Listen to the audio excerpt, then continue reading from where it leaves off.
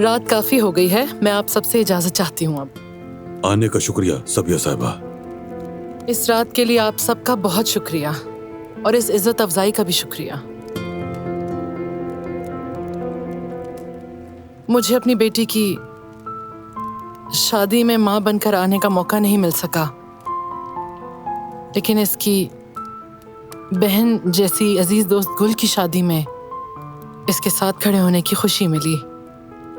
एक बार फिर से शुक्रगुजार हूँ।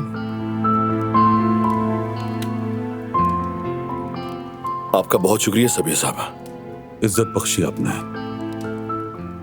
मैं आपके साथ बाहर तक आती हूँ। ठीक है बेटा, आप सबको good night. Good night. Good night Sabiya Sahiba. Hasan, मुझे मेरे कमरे तक ले चलो।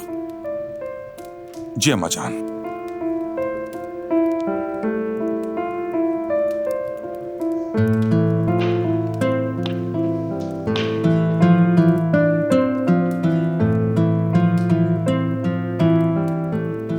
चलो मेरे बच्चों, तुम दोनों भी आराम करो, कमरा तैयार है।